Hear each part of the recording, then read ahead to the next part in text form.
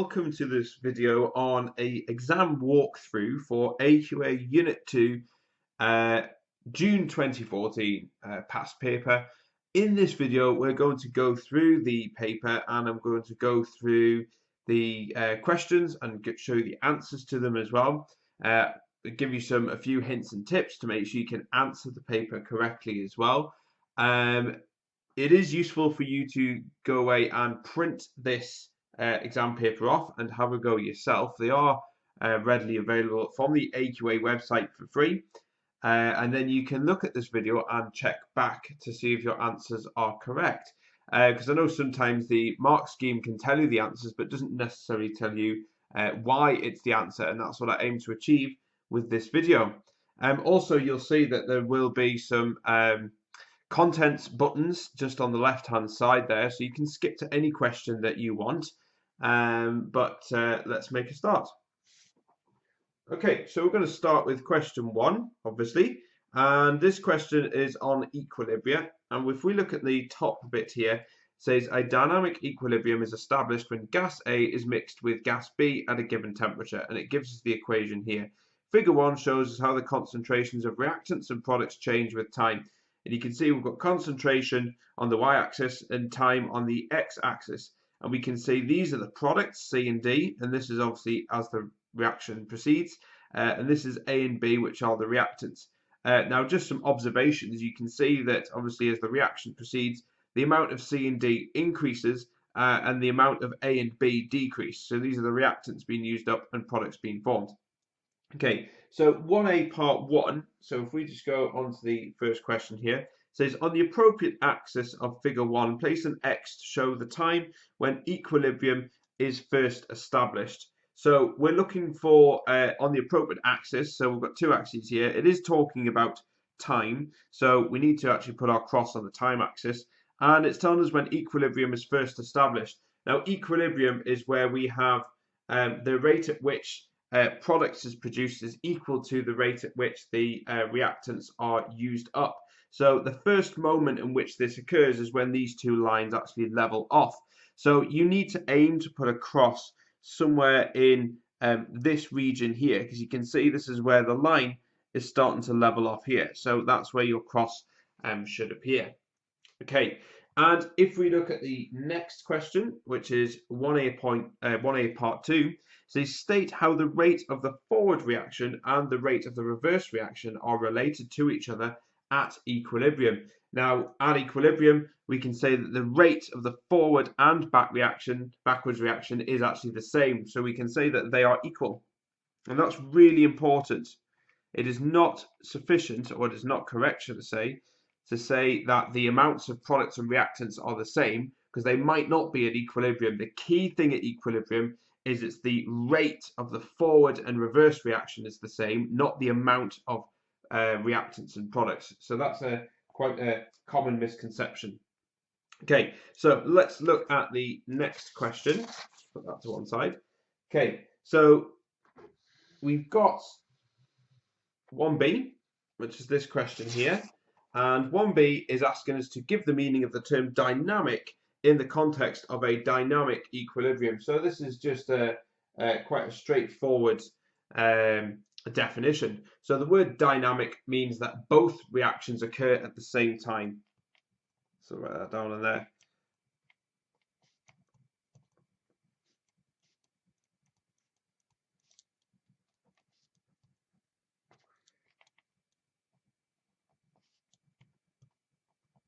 Okay, and that's all you need to put. So it's either you know it or you don't know it type question. So make sure you revise that.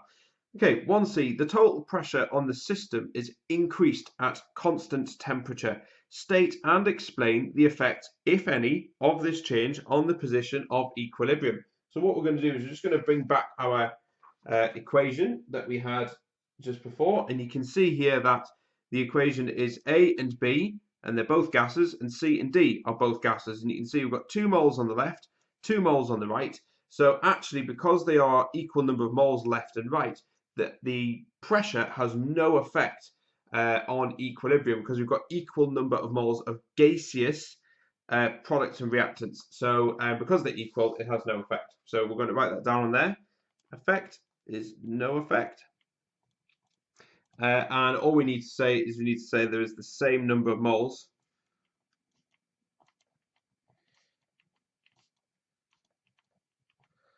on both sides of the equation.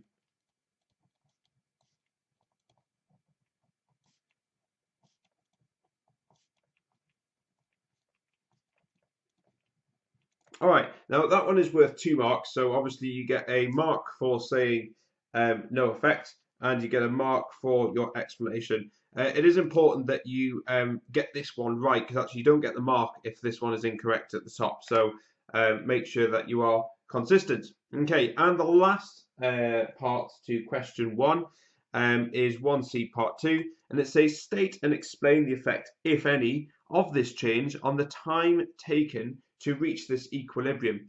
Now, this is where we increase the pressure, but the temperature remains constant. So effectively what we're doing is we are squashing the same number of particles in a smaller volume, or we are putting more particles in the same volume. So either or, it's not really clear what it's saying on here. But effectively what that means is because we have more particles in the same or in a reduced volume of space, they are effectively more likely to have a successful collision in a given period of time. So because of that, they actually the amount of time it takes to reach equilibrium should decrease. So we'll put that down on there, or you can put less time. Anything like that should be fine. And like I say, the explanation is we have more molecules in a given space.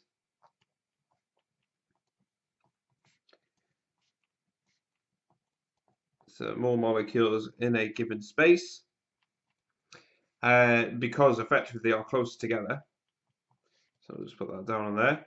And so we've stated what we have, and then we need to say what effect that has, because it does say explain. So we stated the effect and we need to explain it, and that's because we have more. You've got to be really careful with the language that you use here. So more successful collisions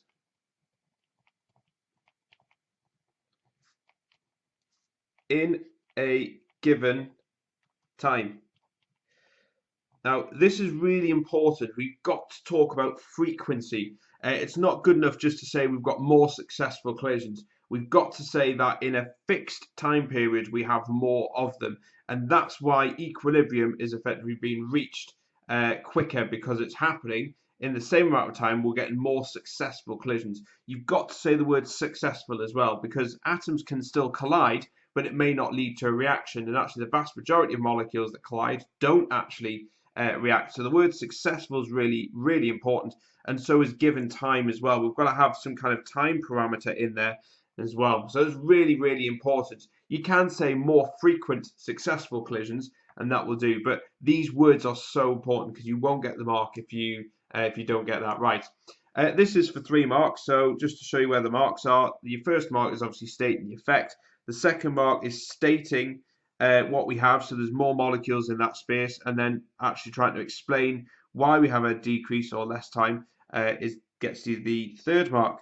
So as you can see, quite a bit of marks. There's 8 marks in total there. So make sure you are using the terminology correctly. That's the key thing. Because if you don't put the right words in, say if you miss out the word successful, you actually lose a mark for that, even if everything else is on your answer. But let's look at the next question. Okay, so this is question 2, and question 2 is on energetics. It's just a short little question.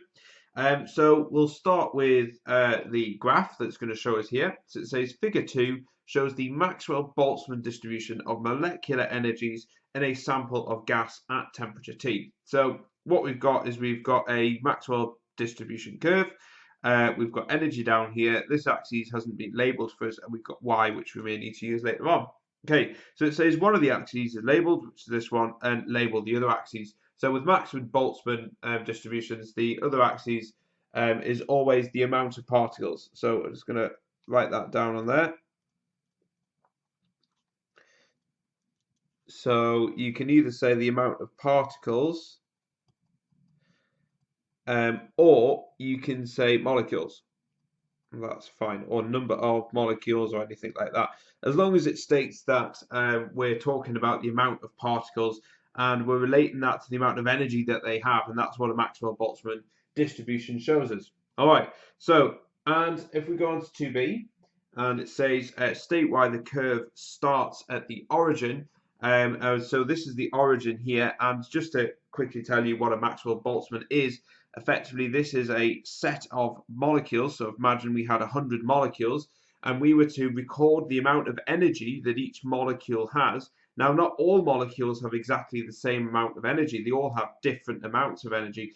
And basically this is showing the distribution of these 100 molecules, for example, and the energy that they have. And crucially, what we have here is a Maxwell-Boltzmann that starts at 0, and that's because no molecules have 0 energy. Every single molecule will have some kind of energy or kinetic energy. So that's the crucial bit. So no molecules have 0 energy.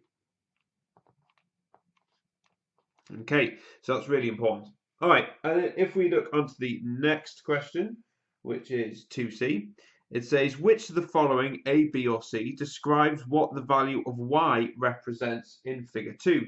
Write the correct letter A, B, or C in the box. So we've got A, the energy needed for a successful collision, B, the minimum energy needed for a reaction to occur, or C, the most probable energy. So we're just going to go back and have a look, see what y is. You can see that y is actually here, and it's lined up with the peak of this curve.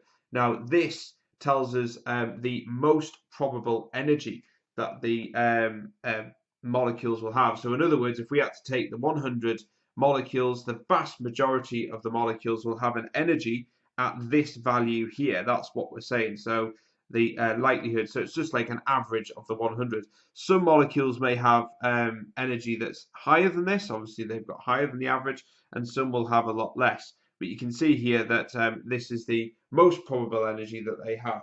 So this answer in here would be C. So we'll put C in there. Okay, right. So if we go into the next part of this question, and I'll drag that down so we can see it. So it says on figure 2, which is the graph, which I'll bring back in a minute, draw a distribution of molecular energies in this sample of gas at a higher temperature. And this is for 2 marks. But the key thing is it's a higher temperature. So we're taking the same molecules and we're going to increase the temperature of it. Now I'm going to do this in purple so we can see the curve against the black line that we've drawn there. Now the key thing is that we're heating them up, so on average we're going to have more molecules with a higher energy. So this curve is effectively going to come slightly further to the right because on average we're going to have a little bit more. However, we've still got the same number of particles. We still have 100 particles, so the area under the curve has to be the same area. So that's what the examiners are looking for. So when we're drawing our curve, we're going to start from 0, 0, and we're going to draw our curve going up, and then we're going to drop it down towards the end like that. So you can see here that there's 2 things to notice. The fact that the curve is actually slightly shifted to the right, and it's a lot lower as well compared to the other curve. So if I draw like a dotted line, just to show you the difference. So that's what they're looking for, and that would actually get you the first mark, is they're looking for a curve that's slightly shifted over to the right and is flatter, isn't as steep, because that preserves the area.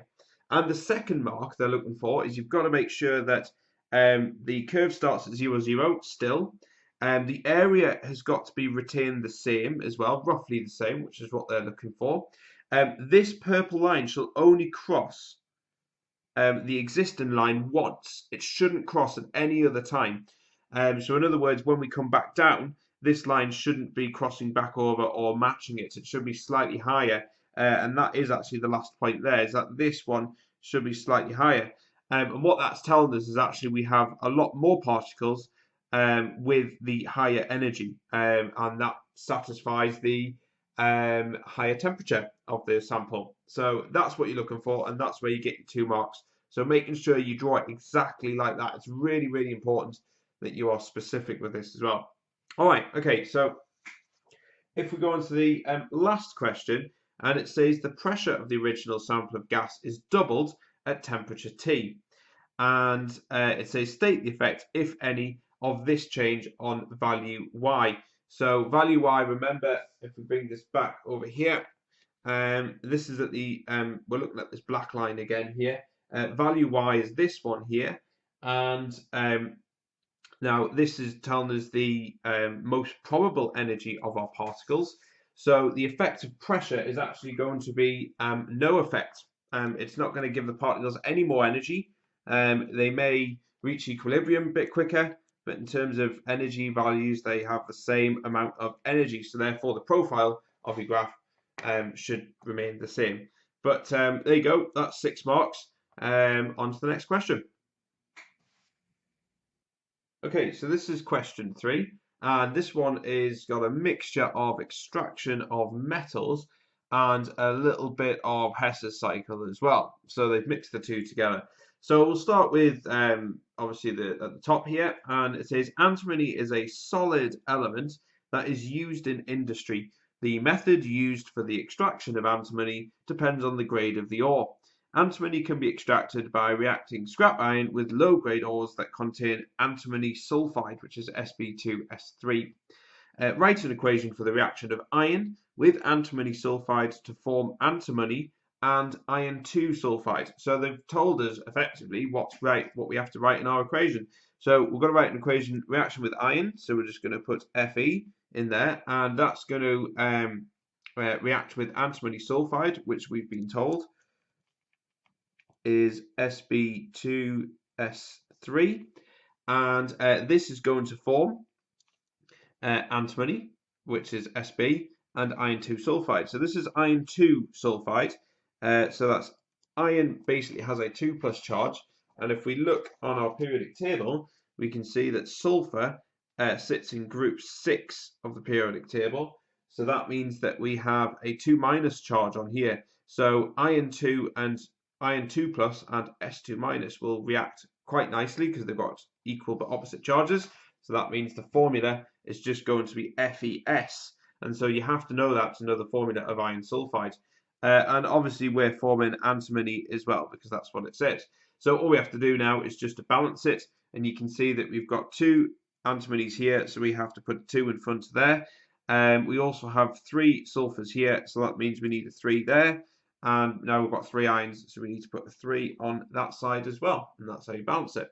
Okay, and then it says write a half equation to show what happens to the iron atoms in this reaction. So this is a half equation, so this means we must include electrons in our equation, and we start with iron, which is just Fe. This is metallic iron, or in its elemental form. And it's going to form an ion. Now the ion here, iron is +2. So I'm just going to put that on there. So iron is +2 because S was -2. So what we need to do is we need to write down Fe 2+ on the right hand side. And you can see this is not balanced. So to balance the charges, we've got to add 2 electrons on the right hand side. And so what that's showing us is that Fe is turning into Fe2+ and 2 electrons are being produced, and that's a half equation. All right, okay, so on to the next one, which is 3b, and it says in the first stage of the extraction of antimony from a high-grade ore, antimony sulfide is roasted in air to convert it to antimony 3 oxide, Sb2O3, and sulfur dioxide. Write an equation for this reaction. So we're saying the first stage, the extraction of antimony from high-grade ore, antimony sulfide is roasted in air. So antimony sulfide was Sb2S3. Just going to put that there. Okay, so there's our antimony sulfide. It said it's roasted. So the roasting process basically just means reacting it with oxygen. And we've been told it forms antimony oxide, which is there. So we're just going to put Sb2O3. And sulfur dioxide as well. So actually, again, it's told us all the reactions, all the things that we need to include. So now all we have to do is just get the thing balanced. So you can see here that the amount of oxygens obviously doesn't balance on this side. And we've got 2 with oxygen on here. and the amount of sulfurs doesn't balance here. So you can see we've got 3 sulfurs here. This is the only one with sulfur in, so we need to put a 3 on that side, and you can see that the oxygens now don't balance, so we need to put 4.5 O2 on that side. So balancing is really, really important. All right, and then if we go on to 3b part 2, says identify one substance that is manufactured directly from the sulfur dioxide formed in this reaction. So there's sulfur dioxide. This is quite a common question for them to ask. It's the use of a byproduct.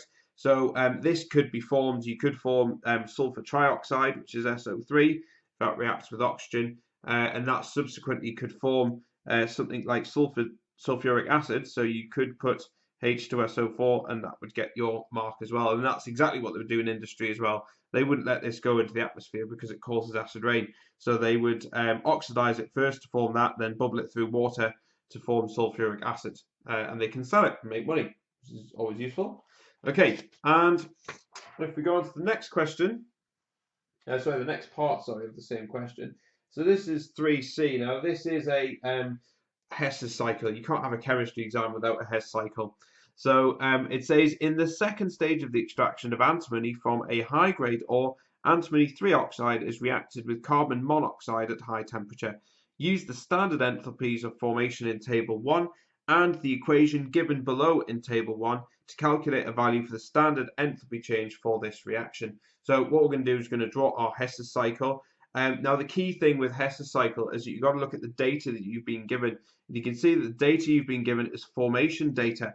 That's what it's telling us there. So that instructs us on how to set up our cycle. So formation cycles, we always have elements in the standard states at the bottom, and we have our reactants and products on the top. So that's exactly what we're going to do. We've got antimony, which is Sb. So I'm just going to put Sb on the bottom. We've also got oxygen as well, and we'd be told at the start that antimony is a solid, oxygen's a gas, and we've also got carbon as well, and carbon's a solid. I don't need to worry about balancing these, it's not relevant, but we do need to make sure our state symbols are on there because it shows us our elements in their standard states. Okay, now with formation cycles, because the data we've been given is formation, we need to draw a formation cycle. So that means we need to draw arrows pointing upwards, and all we do is you just rewrite out this equation at the top here. So that's exactly what I'm going to do here. So it's Sb2O3 plus 3CO, and that will form 2Sb plus 3CO2. Okay, so this is our cycle set up. Now, these two, this is enthalpy of formation, which is here. So I'll just put that there just to make it easy. And so is this one as well. Because this is formation of our substances from elements in their standard states. So this is just elements that we've got here. That's how I've known how to write these. But again, we don't need to worry about these being balanced. It's not going to affect our calculation. And this bit is the enthalpy of reaction. Now, this is the one that we're wanting to work out. That's what they're asking us to do. So it's the calculate the value of the standard enthalpy change for this reaction, which is this one here. So these are really easy. The cycle bit's actually the most difficult bit, but the calculation isn't too bad. So if we say here we've got formation of Sb2O3. So you can see here we've got Sb2O3, 1 mole of that. So that's just going to be minus 705. I'm just going to put that over there. Okay. We've also got the formation of 3 lots of CO as well. There's the enthalpy of formation of 1 lot of CO. So that's just going to be minus 111. But we've got 3 moles of that. So we have to multiply that by 3. And so that's going to give us minus 333. And then if we grab our calculator and we add these two numbers up, bring the calculator over here, minus 705 plus minus 333, and that gives us 1038, or minus 1038. So put that over there. Okay, and then we do exactly the same on this side. So we've got the formation of antimony. So this is 2 lots of antimony. That's plus 20. So that's going to be 2 times plus 20, and that's obviously going to give us plus 40. And we've also got the formation of 3 lots of CO2, which is minus 394. So we'll put that there. And if we grab our calculator, we're going to do 3 times by minus 394, and that should give us minus 1182. And then all we have to do is if we add these two numbers up here, and then we get a total combined number, so that's going to be 40 plus minus 1182, and that should give us minus 1142. Okay, and this is how the cycle works. Effectively treat this like a roadblock. We want to get from here to here. This is the value we want to work out. But imagine if that road was blocked, this is like a pathway, then we have to find a diversion and we go along here. So effectively we're going against the arrow here. So when we go against an arrow, we flip the sign. The value stays the same, but we flip the sign. So if we bring our calculator back in here, so I'll just put that there. So we do minus 1038, which is that, plus, so that's just going to be 1038, and the reason why it's plus is because we're going against the arrow, and then we're going with the arrow here, so we keep the sign the same, so that's going to be minus 1142, and that should give us an enthalpy change of minus 104, and this is the answer that goes in the top here, so that's minus 104, and that's, we'll just put the units as well, kilojoules per mole. So you can tell that this reaction is a exothermic reaction because we have a negative value there. So just looking at the marks, you actually get a mark for drawing your cycle correctly. That's one mark there. You also get a mark for doing all of your calculations on both sides. You get a mark there, and then you get your final mark for your answer. So dead easy set of 3 marks. Just make sure you set up your cycle correctly in the first place, and you should be fine. All right. So let's look at the next question, which is 3C part 2. So suggest why the value of the standard enthalpy of formation of liquid antimony given in table 1 is not 0.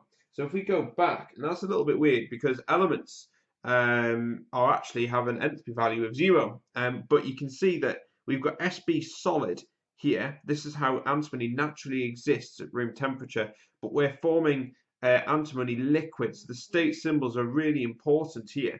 So what we need to say is that actually the reason why it's not 0 is because Sb is not in its standard state.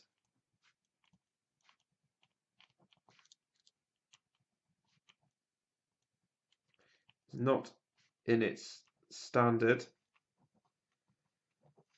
state. All right, okay. And if we look at the next one, which is 3C part 3, it says state the type of reaction that antimony 3 oxide has undergone in this reaction. So you can see, if I just bring it down here, we can see that we've got Sb2O3, it had an oxygen attached to it, and now it's just elemental Sb. So this means that the antimony is effectively being reduced. And other evidence for that as well, if I come back over here, is that we started with antimony oxide, which is antimony 3. Now this would be 3 plus.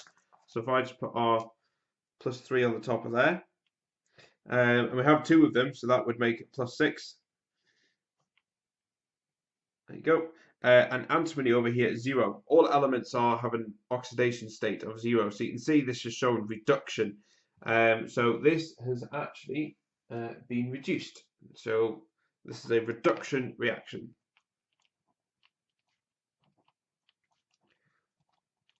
All right, okay, and then on to the last bit of this question.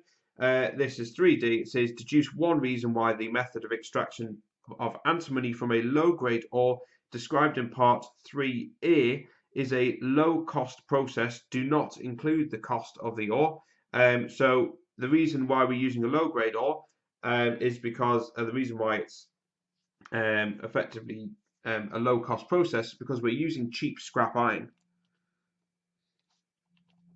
And if we're using scrap metal, then it's obviously going to be cheaper than extracting it from its ore. So it's effectively a form of recycling. Okay. You could also say that less energy is needed as well. When you extract this, it actually requires a lot of energy for you to extract it from its ore. but if we're extracting it using scrap iron, it's a lot cheaper because we don't need to use a blast furnace to extract it. We can just use a small amount of heat and we'll get what we need. Okay, so there are your answers there. A good set of 10 marks for this paper. So make sure you calculate your Hess cycle. That's the most important thing as well. And again, with your equations, just read the question, and the chances are you can construct an equation just from looking at the information in the question. As long as you can balance it correctly, you should get the marks. So on to the next question. Okay, so this is question 4, and question 4 is mainly concerned with group 2 metals, although there's an equation in here for extraction of metals as well. So it starts by saying there are many uses for group 2 metals and their compounds. State a medical use of barium sulfate and state why this use of barium sulfate is safe, given that solutions containing barium ions are poisonous. So this has come up a few times actually. It's quite a reasonably common question for the exam board to use. And so the use would be barium meal. That's a classic use for it. You could say that it would absorb X-rays as well. That would be fine. You could even say an enema, a barium enema as well. And the use for this, and the reason why this is safe is actually, even though we eat this, if you were to go for a scan at a hospital using X-rays, thankfully, barium sulfate is insoluble. So it won't even get absorbed into your bloodstream.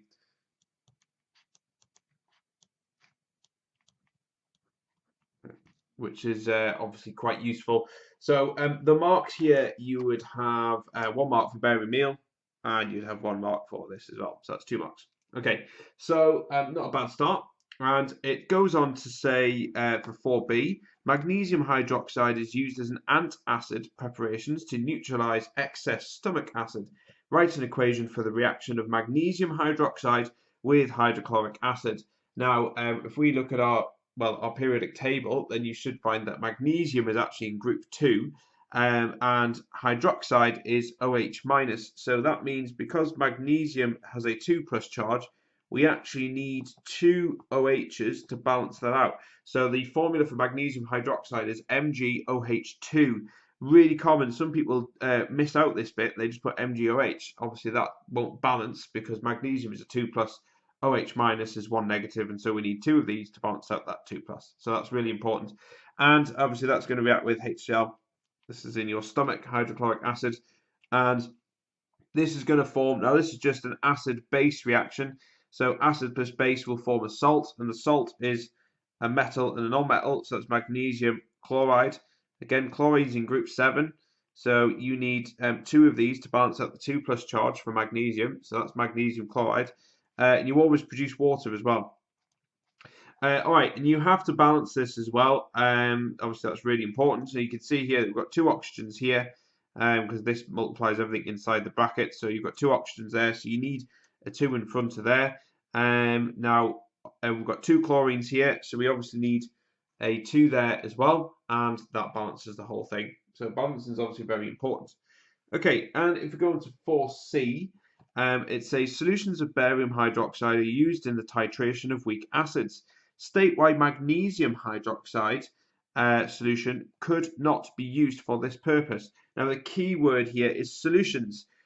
We should know that actually as we go down the group 2, hydroxides become more soluble. So barium hydroxide is actually readily soluble. It will dissolve quite well in water to form a solution. Magnesium is a good bit further up the periodic table. So if I bring the periodic table here, you can see there's barium there, and magnesium is a good way up the periodic table. So this is actually hydroxides of these elements are actually relatively insoluble. In fact, beryllium hydroxide is not soluble at all. But magnesium hydroxide is sparingly soluble, or you could actually say that it's insoluble. They'll accept that as well. So magnesium hydroxide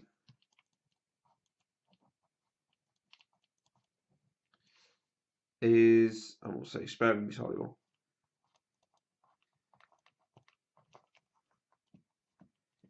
So because it's only sparingly soluble, we can't make a solution from it. And if we can't make a solution, then we can't really do a titration with it. So that's just a very clever way in which the examiners are trying to see if you understand your solubility of group 2 compounds.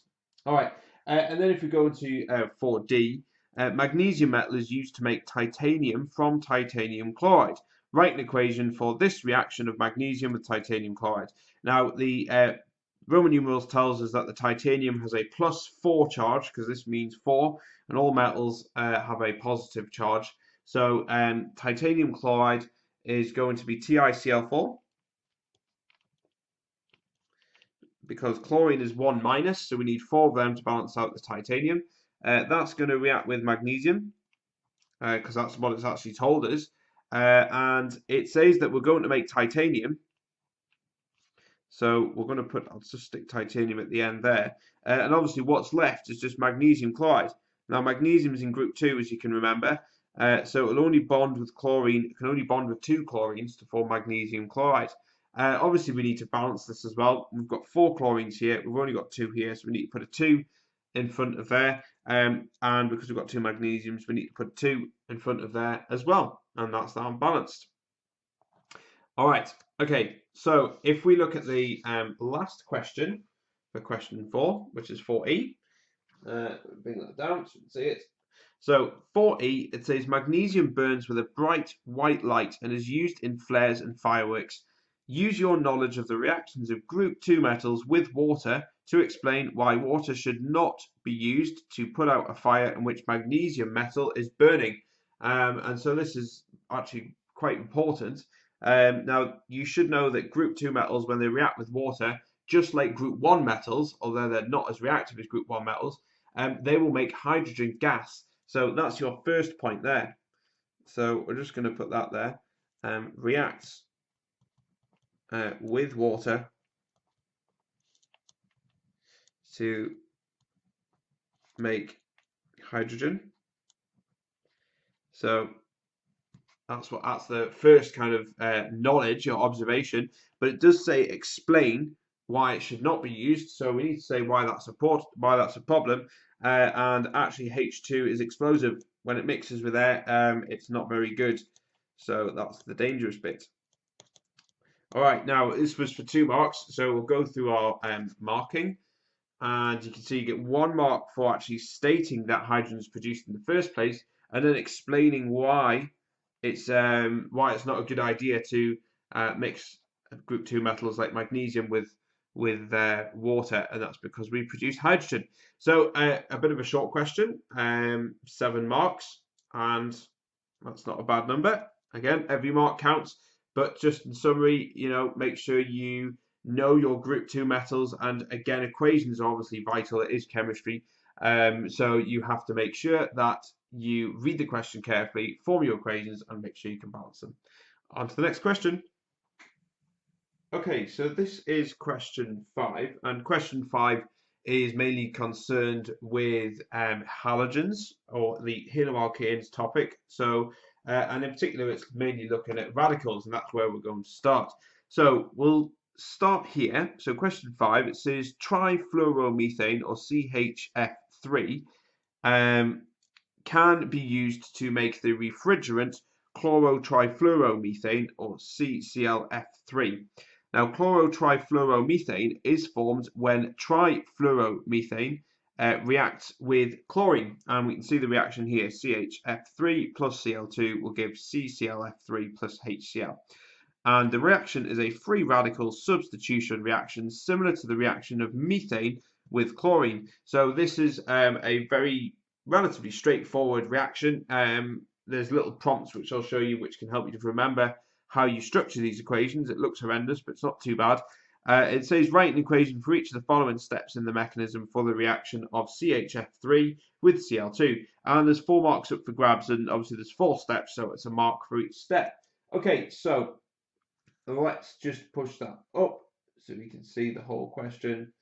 All right, okay, so the initiation step. So initiation is the formation of your radical, and so the radical here is chlorine, because it's the reaction that we're going to do. So we're going to start with Cl2, and that's going to form 2Cl minus, 2Cl dot. So these are your two radicals being formed. So this is effectively the chlorine molecule, which is Cl2, being split into two. We call it homolytic fission because we're breaking the molecule and we are getting two equal entities, which are 2Cl dot molecules. So radicals are incredibly reactive, and so initiation always is the formation of a radical. So you start with a non-radical and go to form a radical. Okay, and the first propagation step.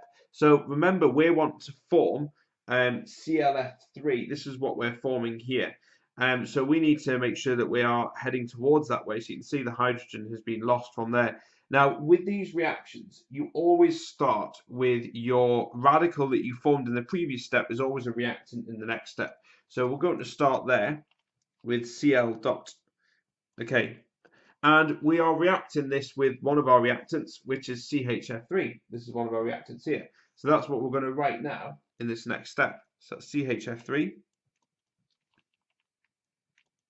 Okay, now it's a little bit like pass the parcel, except this is pass the radical. So the radical was on the Cl dot, and this is going to pass it over to this, but something's going to be taken off from this. So you can see that the hydrogen needs to go from the reaction that we showed you before. So we have to form this, which is CF3 dot, okay, and we form HCl. So you can see the radical has now been switched. Now we know that we need to form HCl because this is one of our products, and we know the hydrogen needs to be removed from this because you can see there's no hydrogen in there. So that's how we know that we form this. So this is one of our products here. Now going back to that rule that I said, is the radical that was a product in one reaction is the reactant in the next. So we take this, we bring this down here, which is going to be CF dot 3, and we have to form a reaction, or a product, sorry, with a Cl in it. So obviously what's missing from here is a Cl. So we're going to react it with chlorine gas, which you can see there. And again, it's like pass the parcel. So this radical will then move out of this molecule and get passed on to this, but the chlorine will attach itself on there. So what we form is our final product, CClF3, there you go, plus Cl dot. Now what you should notice is that by this stage you should have your product and your final product, which is there. If you don't have this by this stage, something has gone wrong. And just another step is actually your product, your radical product here, should be the reactant in the first step as well. So that's another way to check to make sure that you've got it right as well. Okay, so we also want to write a termination step. Now with termination, let's go back to propagation. Propagation is always a radical and a non-radical reactant together. You can see the pattern there, whereas termination is always two radicals. Now they're very specific. They're saying we need to form this hexafluoroethane. Now, hexafluoroethane is C2F6. So we've got hexafluoro, so we've got 6 fluoros around an ethane, so this is 2 carbons. And obviously how we form that is we need 2 radicals that will make that, and the 2 radicals that are available is CF3 dot plus CF3 dot, or you can just write 2CF3 dot. Which means kind of the same thing there. So this is effectively, these two are going to react together to form your final product, which is hexafluoroethane. All right, okay, so make sure you can follow that, and there is little prompts all the way through which can help you to make sure you're getting that right as well. So it's not just necessarily a case of remembering it. All right, so if we go on to the next question, and it's asking us to give one essential condition for this reaction. With these radical reactions, they all need UV light for them to work, and UV light, there you go, and UV light, or UV radiation, should we say, it comes from light. So, but the crucial thing is UV. You need ultraviolet for this. Okay, right. So let's look at the last two of this question. So it says, in some refrigeration systems, CHF3 has replaced CClF3 because of concerns about ozone depletion. and it says identify the species formed from CClF3 that is responsible for the catalytic decomposition of ozone in the upper atmosphere. Now the culprit here is the chloride radical, or the chlorine radical, should I say. Which is Cl dot, and that's the one that will react with ozone, which is O3, and that will effectively destroy it. And the last question is 5b.2. Write an overall equation to represent the decomposition of ozone into oxygen. So this is an overall equation, so we're looking for just a very quick one. So ozone is O3, and we're going to form O2. So this is the protective layer, oxygen isn't. Obviously we need to balance it, so we just put a 2 on there and a 3 on there, and that should get you the mark there. But as you can see, it's not too bad. Remember the different steps. Initiation step is the going from a non-radical to form a radical. Propagation always has to have a radical and a non-radical reacting together, and termination must be two radicals colliding to form a non-radical. So as long as you can remember that, you should be fine. All right, on to the next question. Okay, so this is question 6, and this is a 14-mark question, and is all on Group 7 chemistry. So, like it says at the top, it says this question is about Group 7 chemistry, and it starts with 6a, and seawater is a major source of iodine. The iodine extracted from seawater is impure. It is purified in 2 stages, and it's given you stage 1, which is I2 plus 2H2O plus SO2, will form 2HI plus H2SO4, and stage 2 is 2 lots of HI plus Cl2 will form I2 plus 2HCl.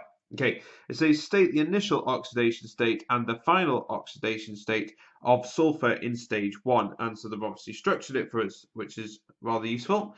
So we're going to start with the oxidation state of sulfur in SO2, which is this one up here. So how we do this is we look at find the most electronegative element, which in this case is oxygen. We find that oxygen is, if I bring up the periodic table, as you can see, is in group 6, so therefore it forms a 2- charge, and so therefore we've got 2 of these, so that's -4, so that means the sulfur has got to be +4, so in this case the answer here would be +4. And the next one is sulfuric acid. This is one of the products, as you can see. So you find the most electronegative element, which in this case is oxygen. It's -2, but we've got 4 of them, so that's going to be -8 for oxygens in total. We have 2 hydrogens. Hydrogen has a charge of +1 when it's bonded in this form, so we've got 2 of them, so that's going to be +2. So the whole molecule is neutral, so that leaves you with sulfur being +6 in this case. So therefore, that's going to be +6. All right, so make sure you can do that. It's a very basic skill that you should be able to work out the oxidation states of elements. Okay, and then it goes on to 6a part 2, and it says state in terms of electrons what has happened to chlorine in stage 2. So if we just do a quick equation just to show this, you can see that we've got chlorine in stage 2, which is Cl2. It's going to form 2 HCl, so that means it's an ion. This is Cl minus bonded with a hydrogen H plus, but we've got 2 of them, so that's going to form 2 Cl minus. And if you balance this out with electrons, the electrons should go here, so that's 2 E minus to form that. So effectively, what's happened is the Cl2 has gained electrons, and that's how you can work that one out. All right, okay, so that gets you a mark, and then we'll come on to this one. Now, balancing equations can be a little bit tricky, and you might need a little bit of paper just to scribble down and practice this. But this is the balancing equation of potassium iodide with sulfuric acid. So you might need to practice this one and make sure you go through it, and the method is entirely up to you. But the answer should be a 6, 7, and a 6, and a 3, which goes here, and a 4, which goes there. Now, one bit of a hint really is that you can see this is forming sulfur. This is effectively the reduction of potassium iodide using sulfuric acid. Now you can see that this is being reduced, but the hydrogen sulfide, which is here, is a further reduced it's a reduction process that is reduced further. So therefore, the amounts of the reactants are going to have to be higher than these numbers. So that's something to look out for as well. But if you really get stuck with these, I advise that you move on with them because they can take up a lot of time, and it's only for 1 mark as well. So yeah, that's the answer.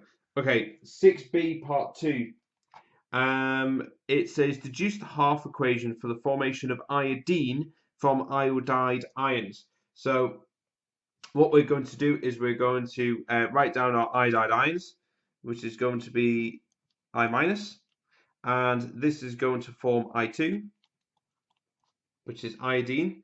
Now you can see that this is not balanced, so we need a 2 in front of there, and we need to get this balanced in terms of the charges. And you can see we've got 2 negative charges there and a neutral charge there. So what we need is 2 E minus to go onto that side to make sure that balances. Okay, and the last question on this page is deduce the half equation for the formation of hydrogen sulfide from concentrated sulfuric acid. So this is one of the methods that you need to know for the exam, which is the use of sulfuric acid to test for halide ions. And this is 1/2 of the half equation. So it says we're starting from concentrated sulfuric acid.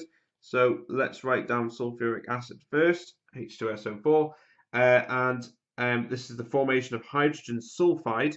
So I'm just going to put our arrow, which is going to be there. So I'm just going to put hydrogen sulfide as H2S, as we'd mentioned in this equation here before. Now, there's a particular method in which we do this. You might have a different method for it, but I'm going to show you this method. It might help you. So the first step when you get posed one of these is you have a look at your elements other than hydrogen and oxygen and check to see if they are balanced. And if they're not, then you need to add numbers in front of them. But you can see other than hydrogen and oxygen, our sulfurs are balanced. We've got 1 here and 1 here. And then the first step we do is we add water to balance oxygens. We then add protons to balance hydrogens, and then the final step is we add electrons to balance charges. So you can see here to balance the oxygens, we're going to add water first. We've got 4 oxygens on here. On this side, we have none on here, so we need to add 4 waters onto this side to make sure that balances. Then once we've done that, we need to add protons to balance out hydrogens, and you can see here we've got 8 hydrogens here. 4 times 2 is 8, plus them, which is 10. We've only got 2 on this side, so that means we need 8 H pluses on this side, and you can see that that would balance out the hydrogens. So we've got 10 on this side and 10 on that side, so tick them off. And then the last step is electrons, and they're there to balance charges. You can see overall on this side it's neutral. We have no charges on this side, and on this side it is +8. So to get this to neutral, we got to add 8 electrons, and that's how you balance that. So yeah, you definitely don't need to remember that, and if you can work it out and understand why it works, it becomes less laborious when you revise. All right, okay, so let's go on to the next part. Quite a big question, this one. Okay, so you can see here we've got 6C. It says a yellow precipitate is formed when silver nitrate solution acidified with dilute nitric acid is added to an aqueous solution containing iodide ions. So what we do need to do is we need to write our simplest ionic equation for the formation of the yellow precipitate. Now it's really important. We're just after a really simple equation. So we are forming a yellow precipitate. Now this is when you add, like I say, silver nitrate with an iodine solution or iodide ions, and what you're going to react is effectively the silver bit, which is Ag+, will react with your iodide ions in your solution. You get this yellow precipitate with iodine, and that yellow precipitate is silver iodide, AgI. Now this again happens with chlorine, and you might know that chlorine actually forms a white precipitate, and bromine or bromide ions form a cream precipitate, and iodide ions form a yellow precipitate. So the yellow precipitate is silver iodide, the white precipitate would be silver chloride, and the cream precipitate would be silver bromide. So that's these reactions here. Okay, and then it says state what is observed when concentrated ammonia solution is added to this yellow precipitate. Now with silver iodide, we actually get no change. So we'll write that on there. And this is because it is insoluble. Now, you might recall, because this is concentrated ammonia, the concentrated ammonia will actually dissolve silver bromide solution, and dilute ammonia will actually dissolve silver chloride solution. So this is like a further test to effectively ensure that you have the right halogen compound that you've made. Okay, and 6C, part 3, says state why the silver nitrate solution is acidified when testing iodide ions. Now, if we go back to the question up in the top here, now it does tell us that the acidified with dilute nitric acid. This is quite a tricky question. It's something that you would do in the lab, but you might not necessarily be told. And the reason why is that actually the nitric acid will react with ions, like impurities that are in the water naturally. So we'll write this down here. React with ions. So the water could contain things like carbonates. It could contain things like hydroxides, because obviously it's water, or even sulfites as well. It depends on what type of water it is. So now what it'll do is it'll react with the ions, and these ions could actually interfere with your reaction. So let's put that on there. So that would interfere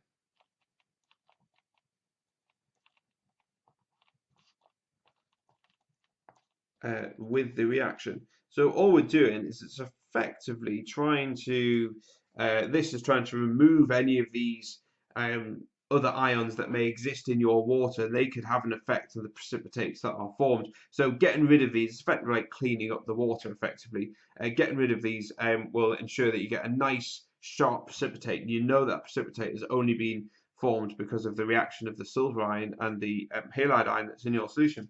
Okay, and then on to C, part 4, says explain why dilute hydrochloric acid is not used to acidify the silver nitrate solution in the test for iodide ions. So in other words, why do we use nitric acid and not hydrochloric? And the reason why, as you may work out, is that hydrochloric acid contains chlorine itself and well, chloride ions itself. So because you have chloride ions, then you will obviously get a white precipitate. And that's because of the chloride ions that exist from the acid, and that's not what you want. You want the chloride ions from the from your test sample, not from the acid. So okay, so a white precipitate would form. So these are nice little short, snappy questions, all worth 1 mark. So yeah, make sure you look at them. Again, they're pretty tough. You know, you've got to know what you're doing really to be able to do these. But there you go. Right, okay, and then on to the last bit of question 6. So this is 6, or the last page in question 6, should I say. So this is 6D. So chlorine is toxic to humans. The toxicity does not prevent the large-scale use of chlorine in water treatment. And it says give one reason why water is treated with chlorine. And so the reason why we do this is to kill pathogens, or you can say viruses or bacteria. So to kill pathogens. Pathogens is just a generic term for you biologists out there. And you can say probably better is to sterilize water. Make sure you're using these words as well. It's no good just to say to clean the water because it's too big. Okay, and explain why the toxicity of chlorine does not prevent this use. Now, you might think, well, chlorine is toxic, so why do we use it? But the amount of chlorine that we use is very small, so it doesn't really have much of a significant effect on us. So we'll put it on there, used in very small quantities.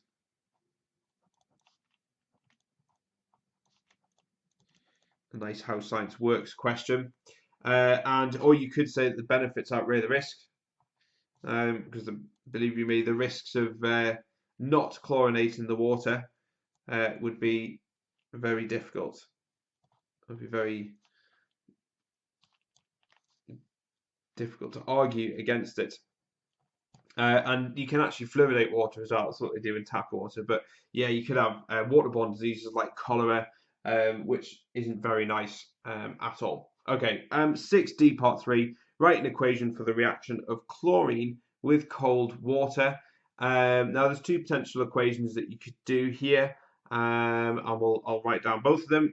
Probably the most common one is the formation of hypochlorite, so chlorine forming H2O, and it will form HClO. You might have used this, chlorine water plus HCl, which is obviously acidic. Chlorine water is acidic as well for that reason. There is another equation as well which you could use, which is Cl2 plus water, and you can form HCl plus oxygen, and you get gas being given off as well. And sometimes you see that in the chlorine water that you might use at school, is you'll see bubbles, and this bubbles is because of the oxygen that's being formed. Obviously, we'll need to balance this. So we're going to start by putting in our hydrogens here. So we're going to put a 4 there, and a 2 there, and we're going to put 2 there. Okay, so just make sure that that your equations are balanced as well. It's obviously very crucial. So either of them equations will do. All right, and then on to the last one of this question. This is 6E. So give the formulas of the two different chlorine-containing compounds that are formed when chlorine reacts with cold, dilute aqueous sodium hydroxide. So you either know these or you don't really. So these are, the first one is sodium chloride. This is NaClO, which is one of the ingredients in bleach, and you also form sodium chloride.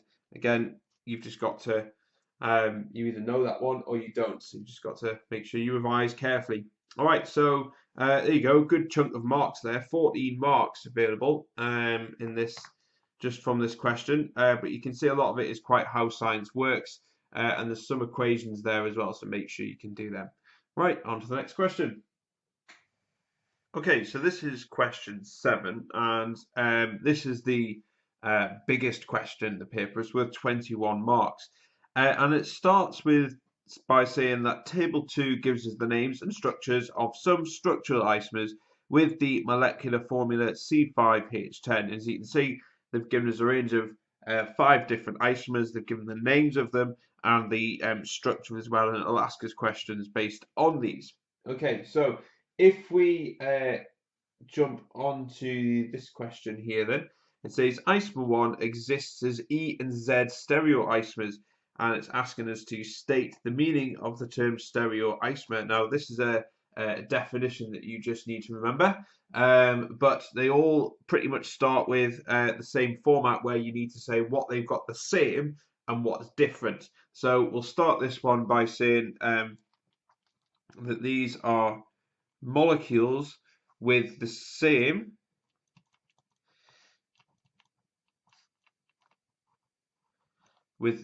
same structural formula.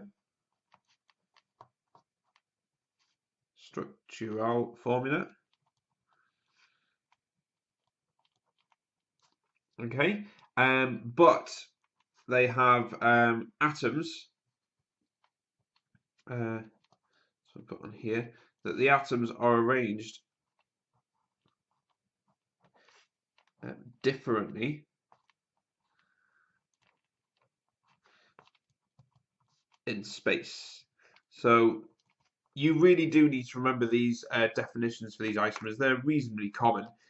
You get 2 marks for this. So 1 for talking about what they have the same, so that would be the same structural formula, and 1 for saying what they've got that's different, and obviously in this case they are arranged differently in space. Okay, and then it would obviously ask you the structure of it. So if we just move down to this question here, so they're saying draw the structure of the E stereoisomer of isomer 1. So E stands for entgegen, which means opposite in German, and sometimes you'll see Z as well. Z means zusammen, which means together in German. It might help you to think of zusammen as same, as a salmon, so for same. So So any of you who know German, you'd probably get that straight away. But the E, like I say, stands for Entgegen. So if we have a look at isomer 1, there's isomer 1 there. So you can see we've got CH3, CH, the double bond, CH, CH2, CH3. So we're going to draw the E version of that. Now the way in which you would draw these, the best way to draw these, is to start by putting your CC double bond in the middle, and then you draw 4 things coming from it, or 4 bonds. Now because this is E, this means that it is that the groups have to be opposite the double bond, a bit like that. So we're going to put the CH2 and the CH3 bit on that side, hydrogen there, CH3 there, and the hydrogen there. So if this was Z stereoisomer, then this CH3 would be up there, and that hydrogen would be down there, and they'll be on the same side, or they'll be together, and that gets you the mark. Okay, so on to the next question. So question 7b. This is this one here. So this is for 3 marks. Now this is a chemical test. So it says a chemical test can be used to distinguish between separate samples of isomer 1 and isomer 2. So if we bring back the table, and it says identify a suitable reagent for the test and state what you would observe with isomer 1 and with isomer 2. So we'll just bring that back there. So as you can see, there's isomer 1, which is pentatoluene. There's isomer 2, which is cyclopentane. Now, the eagle eyes amongst you would notice that we have a double bond in here, no double bond in there. So one of the most common reagents we can use to distinguish between the two is bromine, so Br2 or bromine water. And with isomer 1 was the alkene. So what should happen is it should decolorize. And with isomer 2, you should have no change because it's an alkane. And we should have no change at all. It shouldn't change colour. So it remains orange. Okay, so here we go. Easy 3 marks. You know, not too bad. So you either know it or you don't really for that one, but it's not too bad. Okay, and 7C. It says use table A on the data sheet when answering this question. Now you'll be given the data sheet in the exam, and it'll have look something a little bit like this, and you'll have a periodic table on one side and the data sheet on the other, as you can see. And it says isomer 3 and isomer 4 have similar structures. State the infrared absorption range that shows that isomer 3 and 4 contain the same functional group. So let's bring back the table. And we can see here isomer 3 and isomer 4. The similar structure they have is an alkene. They also have alkanes as well, single bonds, but they're similar structures alkene. So we'll go back to this, and we need to have a look at the infrared absorption data, which is on the left here, and we're looking for the CC double bond, which is here, and so we're looking for a range of 1620 to 1680 per centimeters. So that is the answer to that one. So that was 1620 to 1680 cm to the -1. Okay, so that's the we would see a peak for both of the molecules there. It then goes on to say state one way that the infrared spectra of isomer 3 is different from the infrared spectra of isomer 4. Now these molecules have the same functional groups, so we need to look at something different. And the key thing here is the fingerprint region, and that is unique to the molecule that we are looking at as well. So we'll put the fingerprint region.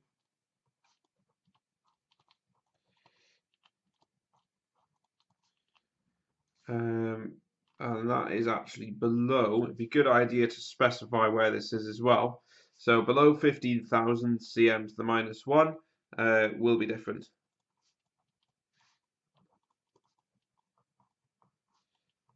There you go. All right, so not too bad. So that gets you a mark as well. So this is really important because the fingerprint region is unique to that molecule as well, and it really does identify it quite well. So you can compare it against a known library of molecules, and it can help you identify it. So quite powerful. All right, okay. So let's go on to the next question. And this question is or this part of the question is 7D. So let's pull that down so we can see it. Go. So two alcohols are formed by the hydration of isomer 4. So draw the displayed formula of the alcohol formed that is oxidized readily by acidified potassium dichromate. So this is a 1 mark question.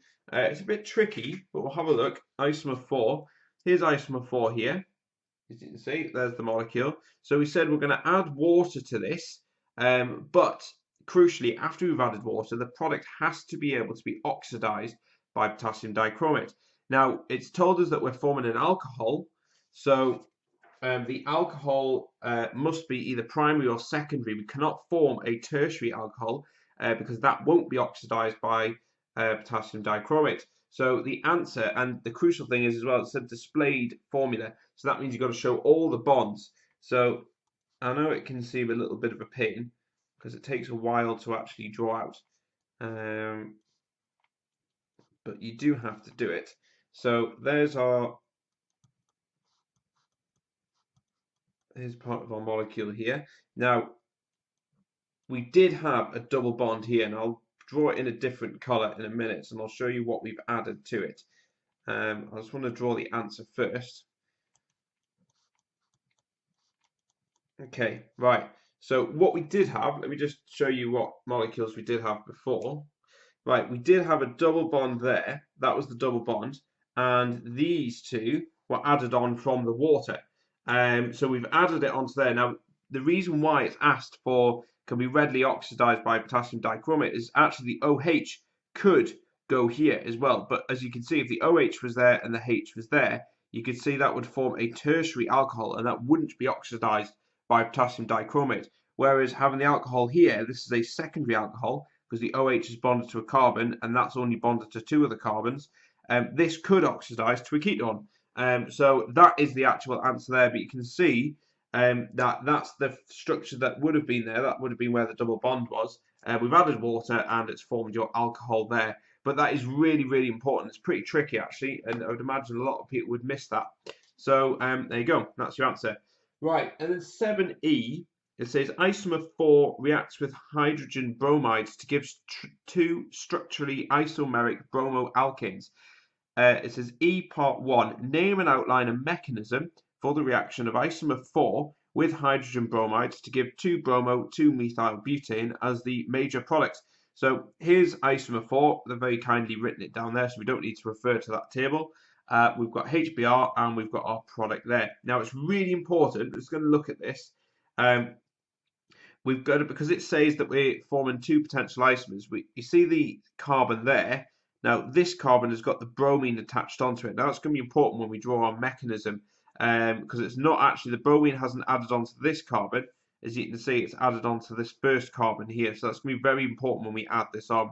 So this is a little bit of a clue when I said add this on. This is obviously going to be an addition reaction, and we're going to be using HBr, and HBr is an electrophile. So this is going to go for something with an electron or a lot of electrons, which is a double bond. So when we go from a double bond to no double bond, we've obviously added something to it. So that's the addition process. And when we're using a reagent that is attracted to a high area of electrons like a double bond, we call that an electrophile. So that's why we call this electrophilic addition. Now you can see philic addition. You can see that immediately this is worth 5 marks. Big chunk of marks for mechanisms. You really have got to know mechanisms like the back of your hand because they build up so many marks for you, and they're dead easy to do if you know what you're doing. Dead quick as well. Right, so here we go. So we're going to draw our mechanism. So the first thing I'm going to do is draw this molecule here. So let's, I'm going to kind of cheat a little bit. Well, not cheating, but we're just going to mix up a bit of displayed and structural together. Right, so there's our double bond, CH and CH3. Right, so what I've done is I've drawn this molecule here. That's that molecule there. We're going to react it with HBr. So I'm just going to put that there. Now it is good practice to add your your delta positives and delta negatives, so your partial charges. So I'm just going to put delta positive there and delta negative there, just so we can see exactly what's going on. Now we can see that we have to draw curly arrows, and the curly arrow shows the direction of electron transfer. There's a high density of electrons in here. Double bonds have loads of electrons. So the electrons are going to go from here to the hydrogen. We are not going the other way around because the electrons come from here to the delta positive hydrogen. And as a result, we're going to break this bond and it's going to go to the bromine. You have to be specific. It has to go from the bond because that's where the electrons are to the bromine. And you have to be really specific with your answers. Otherwise, you will lose a lot of marks. So we're then going to draw our product. So we're going to draw our intermediate. So I'm just going to put H3C. Right. Now, let's just put a single bond there. I'll just draw what we've got so far, minus the double bond. Right, now, crucially, this is where this bit comes in. You can see the bromine has been added to this carbon. So that means the hydrogen, this one here, must go onto this carbon here and not on here, because we know the bromine attaches itself onto there. So in this case, we're going to add the hydrogen there, and that's leaving us with what we call a carbocation, which is this positive charge here. Now, this is a secondary carbocation, and this will become important later on. But you can see we have, it's a tertiary carbocation because we've got 3 carbons coming in there. So we're going to put in our molecule, our bromine. There's our Br minus, which was left floating around. And then we need an electron, and you must include a lone pair of electrons as well. That's very important. And we're going to draw our curly arrow going from the negative charge, which is here, to the positive carbocation, and it must go that way. Remember, arrows always go from an area of electron density. Lone pair, because of this negative charge on the bromine, will go to the delta positive carbon. And that is your reaction. So let's break this up into marks, because that's obviously what's important. You get 1 mark for naming that. You get actually 1 mark for this arrow. You get 1 mark for that arrow. You get 1 mark for the structure with that positive carbocation in there. That's really important. And you get 1 mark for that arrow there. So that's 5 marks. Nice and quick. Okay, right. So let's move on to the next page. So move that out of the way. Right. Now, this is at 7E, part 2.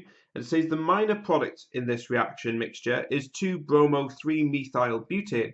Explain why this bromoalkane is formed as a minor product. Now, the reason why is because actually what we have is like I say, we had a carbocation intermediate formed. So we're just going to put that on there. There is a carbocation intermediate formed. Okay, and effectively this 2-bromo-3-methyl butane will go via a secondary carbocation. So I'll write that down on there. So the 2-bromo-3-methyl butane goes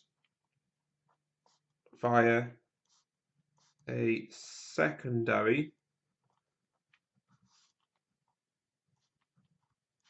carbocation intermediate.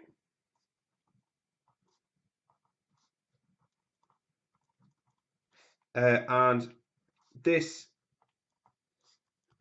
is less stable than a tertiary one.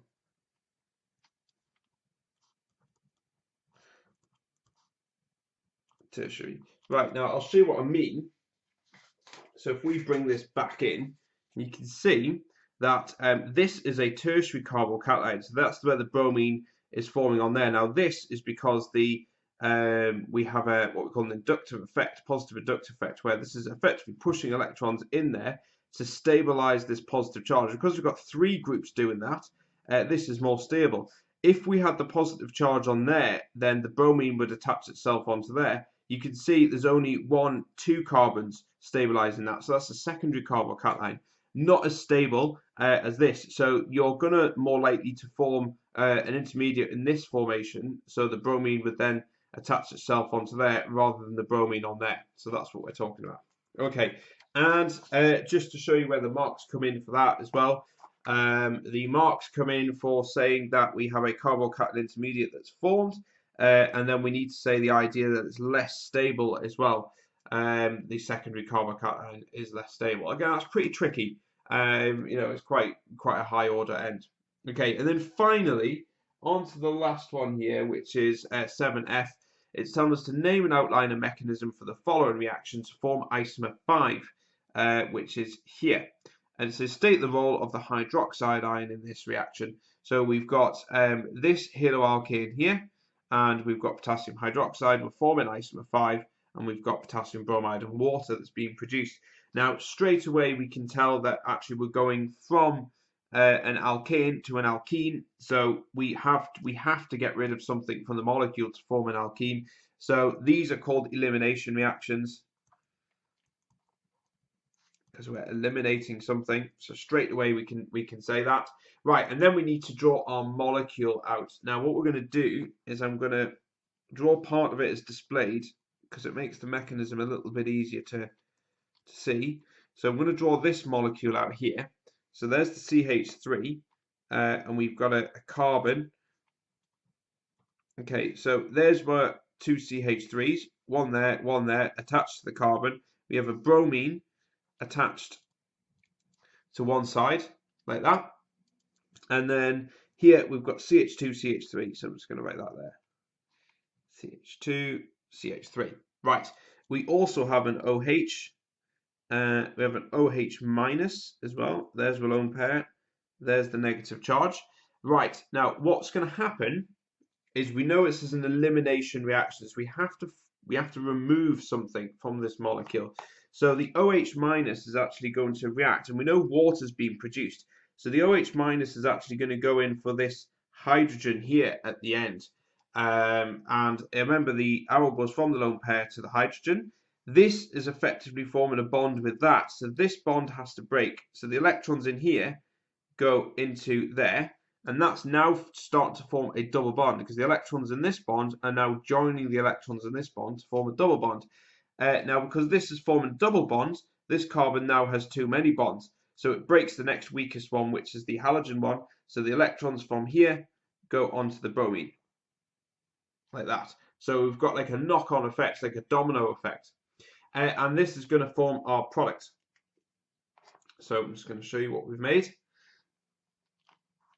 Right, so we'll start with the hydrogen at this side, the carbon and the hydrogen there. This hydrogen is now gone, so we don't need to add that. We've now got a double bond there, attached to a carbon. We have a CH3 at the top there. No bromine there, because that's been removed. And then the CH2, CH3 remains unchanged. So we do now have the OH minus is bonded with the hydrogen. This effectively formed a bond with it. So we do have our water that's being produced there, and we've also kicked off our bromine as well, which is Br minus. So that's what's produced. Now you can see the role of the hydroxide ion. If I just nudge that up there, it says the role of the hydroxide ion here is going to be a base, because this is going for the hydrogen, so it's acting as a base. Okay, and just looking at the marks here, so the marks, we've got 1 mark there. Obviously, we've got 1 mark for saying elimination, so that's 2. We've got 1 there, that's 3. We've got 1 there, that's 4. And then the final one is 5 for saying that it's a base. But yeah, a lot of marks, 21 marks for this one. You know, it's a big question. Mechanisms are crucial. You've got to make sure you're very specific with your arrows. Make sure they're going from bonds to atoms. Arrows must go from a density or a place where there's a high amount of electrons. That's either a lone pair, a negative charge, or a double bond or a standard bond. But that's it. Next question. Okay, so this is question 8, and question 8 has a little bit of organic chemistry in terms of mechanisms and nomenclature. There's a little bit of infrared in there as well, and a little bit of Le Chatelier's principle, so a bit of equilibria as well. So it's a right mixed bag. This is section B, so these are a little bit less structured, and they require you to do a little bit more reading and for you to structure your own answer a little bit more. So they are designed to be a little bit more tricky. So we'll start with this one here. So it says the carboxylic acid 3-methyl-butanoic acid is used to make esters for perfumes. The following scheme shows some of the reactions in the manufacture of this carboxylic acid. So you can see here it's a quite a multi-step reaction. There's a few things happening here. Okay, and it says 8a, it says one of the steps in the mechanism for reaction 1, which is this one here, involves the replacement of the functional group by bromine. Use your knowledge of organic reaction mechanisms to complete the mechanism for this step by drawing 2 curly arrows on the following equation. Right, so there it is there, and they've been very kind to us and they've given us the effectively the structure here. All we have to do is add in the arrows. Now the curly arrow needs to go. Now we need to see we need to have a look at the before and after, and you can see that we've got a bromine here, and the bromine needs to add itself onto this carbon over here, because you can see that's what the product is. So when we're drawing this, we need to draw an arrow going from the lone pair going onto the carbon, which is on here. And so what I'll do is I'll do this in purple so we can see it a bit clearer. So it must go from the lone pair onto the carbon, and it must be very specific. It must go from the lone pair to that carbon. So this is effectively forming a bond with the carbon, but we have to break a bond because this carbon has now got 1, 2, and then these 2, 3, 4, 5 bonds. So that's too many. We have a positive charge here, so the electrons must go from this bond because we need to break this bond, and it goes in to stabilize that positive charge on that oxygen. So we have 2 marks there, and as you can see, this would obviously form the water molecule as well, because the OH2 plus would then disappear, but the electrons go on to effectively cancel out that positive charge, so we're left with just water. So just to show you where the marks come in, you've got 1 mark for this and 1 mark for that, so that's 2 marks. Okay, right, so on to the next question now. This one is as an organic chemistry one. So we've got some UPAC nomenclature to do here. So it says deduce the name of the mechanism in question 8a part 1. So if we go back. So it was this one here, so we have to come up with a name. Now you can see that we have substitution occurring here because we've swapped the OH2 plus for Br, and this is a nucleophile because this is going for a positive. We've got a negative, negatively charged halide, and it's going for something that is electron deficient, which is down here. So this is a nucleophile. So we call this nucleophilic substitution. So we're going to write that at the top there.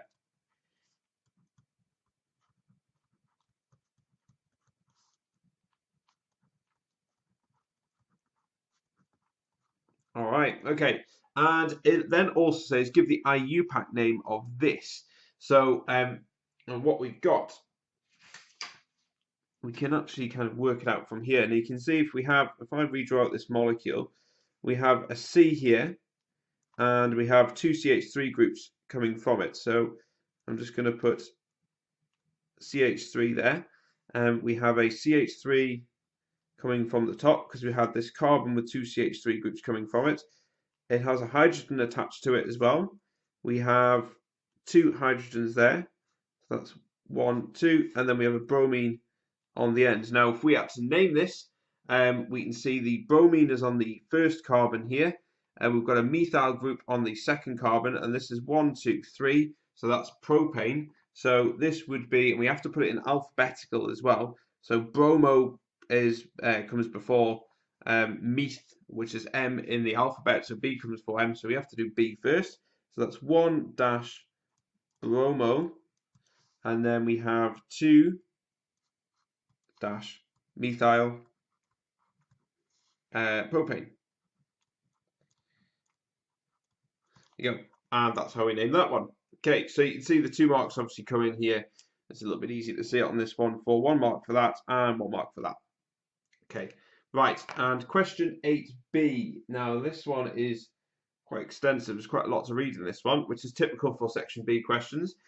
So it says reaction 3 is an acid catalyzed reaction in which water is used to break chemical bonds when the CN functional group is converted into the COOH functional group. Infrared spectroscopy can be used to distinguish between the compounds in this reaction. Deduce the name of the type of reaction that occurs in reaction 3. So that's what we're going to do first. And you see they go on to give you more information, but again, this is typical of a section B where they'll give you all the information and you have to write down your answers on there. So the name of the reaction, so this is an acid catalyzed reaction which water, which is this one here, is used to break chemical bonds. Now whenever we see that, we call that hydrolysis. So there's your first mark, straight off. Anything where you use water to break any chemical bonds, we call it hydrolysis. Okay, and if we read on, it says identify one bond in CH32CH2CN and a different bond in CH32CH2COOH that can be used with infrared spectroscopy to distinguish between each compound. For each of these bonds, give the range of wave numbers at which the bond absorbs. Use table A on the data sheet when answering this question. So we'll get our data sheet.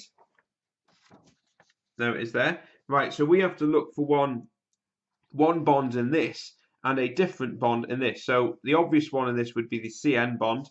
So if we have a look here, we're looking for the infrared data here. There's the CN bond. So 2220 to 2260. So we'll write that down on there.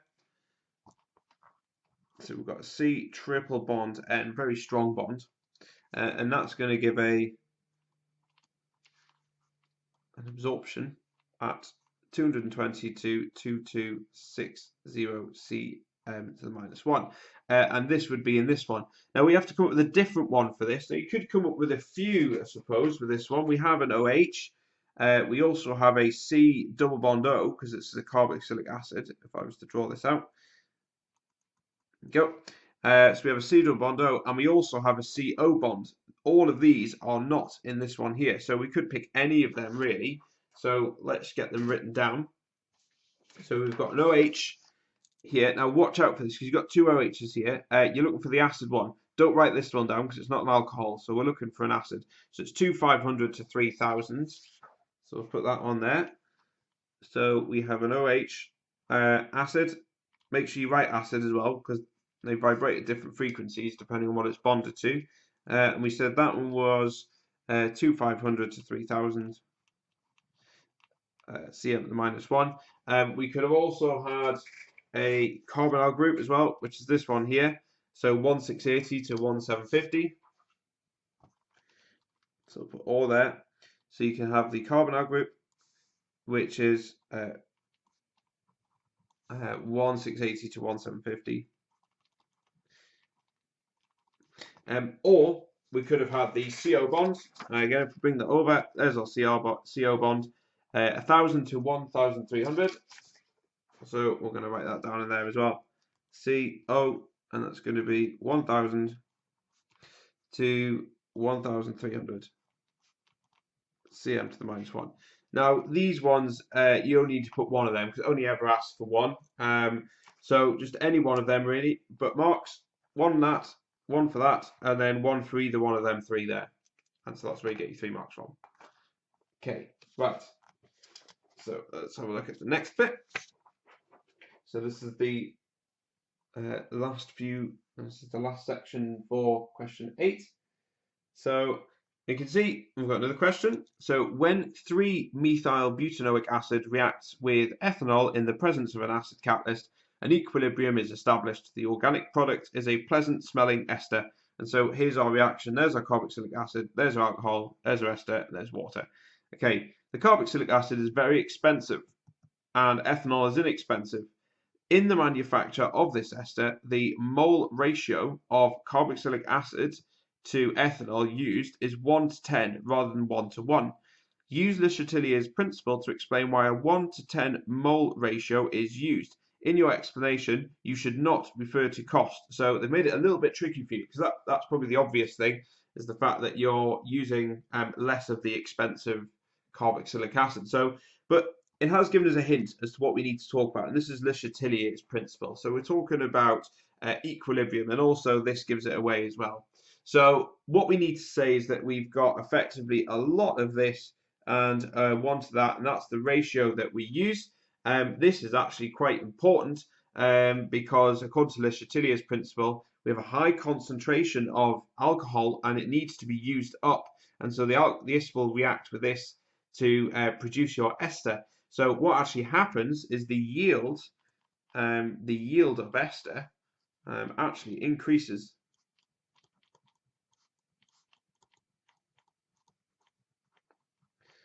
So, and this is because the equilibrium will actually shift to the right.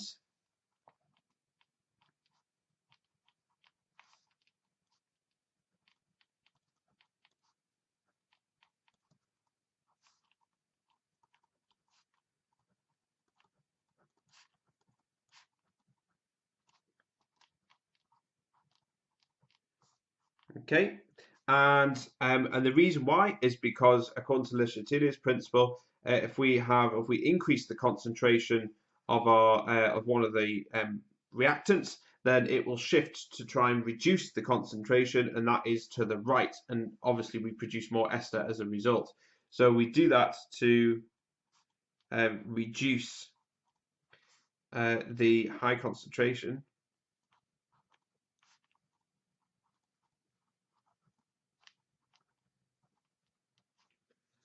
of ethanol. So you can see it's a pretty cool thing, you know. So we're actually saving money, and we're using the equilibrium principle, this Chatelier's principle, to produce a large amount of ester. So it's quite a clever thing that we can use for it. And like you say, the ester is actually quite expensive because we can use it in perfumes, and perfumes aren't cheap. So as you can see, there's 3 marks here. So we get 1 mark for actually stating that the actual yield of the ester will increase. We get 1 mark for saying which way equilibrium will shift, and that is to the right. And we get 1 mark for explaining what will happen and or why it does that, and that's because we're trying to reduce the amount of this. So equilibrium will shift to the right to reduce it. So that's where you get your 3rd mark. Now, this shouldn't be too difficult because they did tell you that you need to talk about Le Chatelier's principle. So that should have at least sparked a little bit of a hint. Okay, so going to the last section, which is C part 2, and all we have to do is explain how a catalyst increases the rate of reaction. So this is just a classic example of defining what a catalyst is. So you need to know this really. So a catalyst provides an alternative route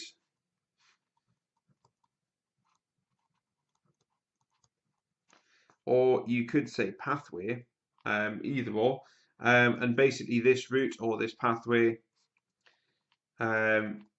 provides a lower activation energy.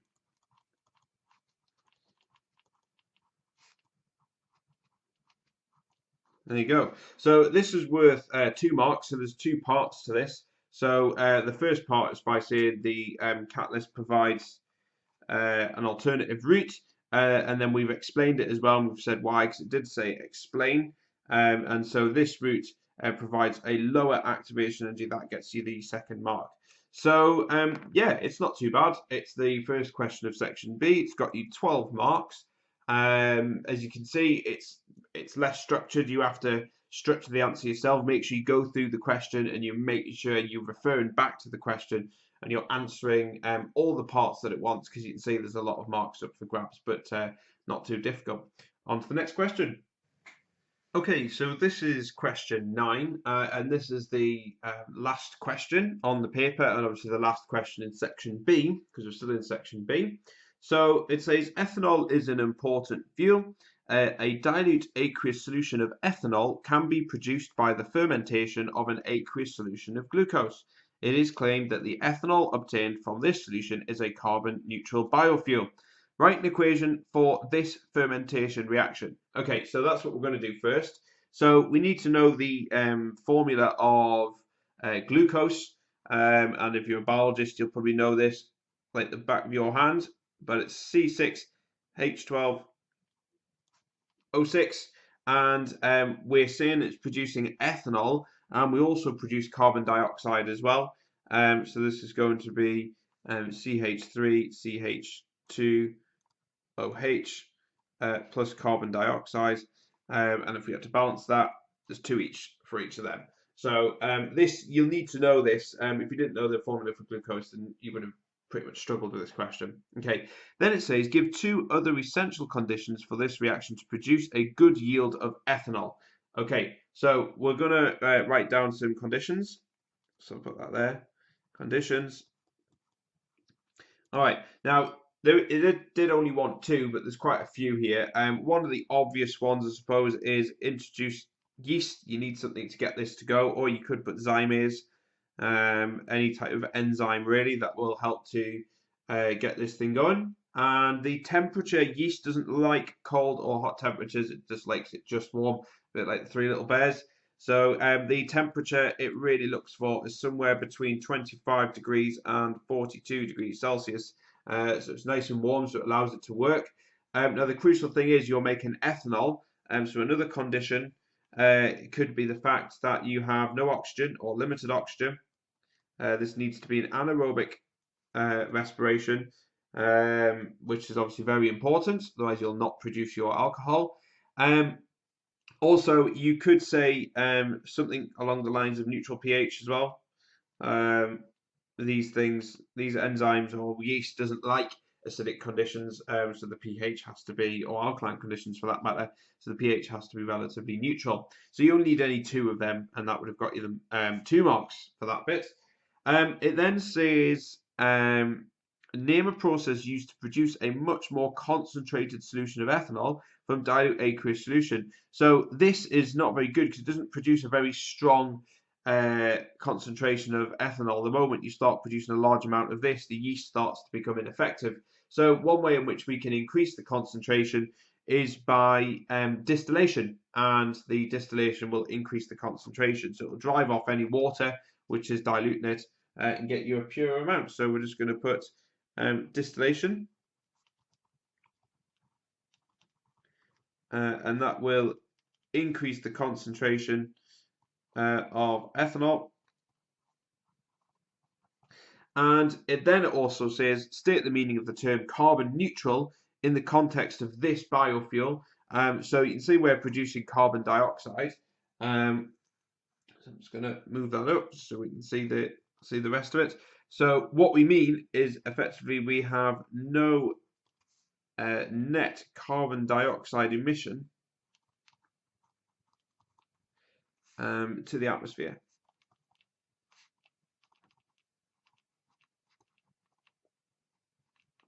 So one of the ways in which we can do this is by planting more trees, or this is normally grown from crops. So because it said at the top here, so it was used growing crops. You can get the sugars from the crops, which is glucose, and then you can ferment it. So we can say that because the crops have absorbed carbon dioxide, we say that it is effectively carbon neutral. All right, let's just quickly tot up the marks. You get 1 mark for writing this equation here. You get 2 marks for saying your 2 conditions. You get another mark for explaining how we can effectively increase the concentration of your ethanol, and then your final mark comes in here where you're describing the idea of carbon neutral. So there's already 5 marks. Okay, right. So let's have a look at 9b, another 5 mark question. You can see you've got like an essay to read at the top. So 9b, it says a student carried out a laboratory experiment to determine the enthalpy change when a sample of ethanol was burned. The heat produced was used to warm some water in a copper calorimeter. The student found that the temperature of 75 grams of water increased by 5.5 degrees Celsius when 2.40 times 10 to the minus 3 moles of pure ethanol was burnt in air. Use the student's results to calculate a value in kilojoules per mole for the enthalpy change when 1 mole of ethanol is burnt. And they're giving us a specific heat capacity there.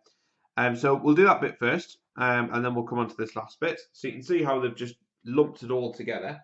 So what we need to do is we need to work out an enthalpy change. Now, the enthalpy change is in kilojoules per mole. So we need to do two things. We need to work out the kilojoules bit first, then we'll deal with the mole bit. But actually, they've given us the mole already, so it looks as though we don't need to do that. So the kilojoules bit first, we need to use the equation Q equals MC delta T. Sounds like some DJ, MC delta T. And the value of Q is the energy. That's what we need to work out. We need to work that out in kilojoules. The M stands for the mass. Now, this is always the mass of water, not the fuel. So they haven't given us the mass of fuel anyway. But if they do, you ignore that. It's the mass of the water that you're heating up that you want to know. So this is 75 times by the heat capacity, which is 4.18. Multiply that by the change in temperature. Now that is 5.5. It doesn't really matter that this is not in Kelvin because a change in temperature in degrees Celsius in Kelvin is actually the same. And Q is, now bring in our calculator and we'll put in these numbers. So that's 75 times by 4.18 times by 5.5, and that should give us a large value of 1724 joules. 1724 joules. And this is heating, so this is obviously an exothermic reaction, so we have to put a negative in front of that. It's really important. We're just going to convert this into kilojoules, so we just divide that by 1,000. So that's going to be minus 1.724 kilojoules. Right, so that's how much energy we've got, which is in kilojoules. That's not the same as enthalpy, though. Enthalpy is always in kilojoules per mole. So what we do is we take this number here, and I'm going to put delta H there. So delta H is always kilojoules per mole. So effectively that's Q divided by moles. Now this is of the fuel. So the energy that was given off by the fuel was this. So it's minus 1.724 kilojoules. Divide that by the number of moles. So the number of moles in this case, they've just given you it, which is 2.40 times by 10 to the minus 3. And if you put that in your calculator, so we should get minus 1.724 divided by 2.40 times by 10 to the minus 3, and we should get an answer of minus 718, and this is in kilojoules per mole.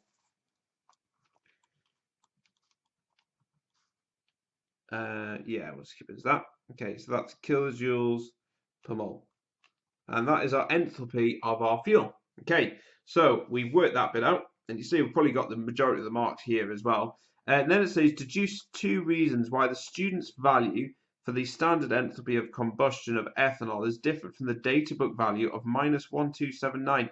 This is very how science works. So this is what we got practically. And this is what it says in the data book, and it's very common to have this this slight change and difference. So we're going to just come up with a few ideas. So that could be anything to do with incomplete combustion.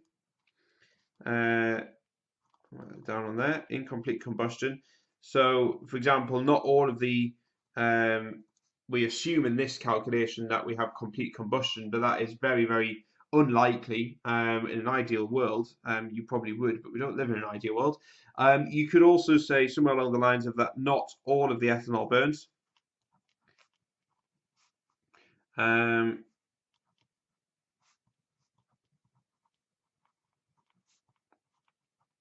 It was burned, so anything like that.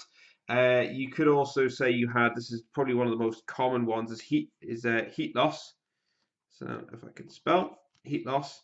So when you're heating up your fuel, a lot of the heat will actually go to the surroundings and not directly into the copper can. Ethanol is quite evaporates quite readily, so you can say that some of the ethanol could have evaporated. and that could have reduced the, obviously given you an amount that would have made it a little bit bigger, so that ethanol could have evaporated. You could also say that just along the lines of the heat loss bit, is that the heat capacity of the copper can hasn't been taken into account. So in other words, the copper can could have absorbed some of the heat energy, and not all that energy is being passed on to the water. So it's not included. So anything like that. So just put that on there. There you go. So that's what we've just written down on there. So you can see in terms of the marks then that we get from this, we actually get 1 mark for writing down our Q equals MC delta T. So you should always write down your equations, the equation that you're going to use, because you actually get credit for it in the exam. We also get 1 mark for calculating, obviously, our enthalpy change, and we get 1 mark for working out our enthalpy value. We also get 1 mark each for 2 of these. You only need 2 of these. I've just written down a load of them, but these are very useful for EMPAs and ICEs as well. So yeah, okay, right. So let's look at the next one. So we'll bring that down to there. Okay, so we've got 9C, and it says mean bond enthalpies can be used to calculate enthalpies of reaction. Give the meaning of the term mean bond enthalpy. Now, this is a 2-mark question, so you really do need to remember this one. So I'm just going to write it down on here. So this is the enthalpy,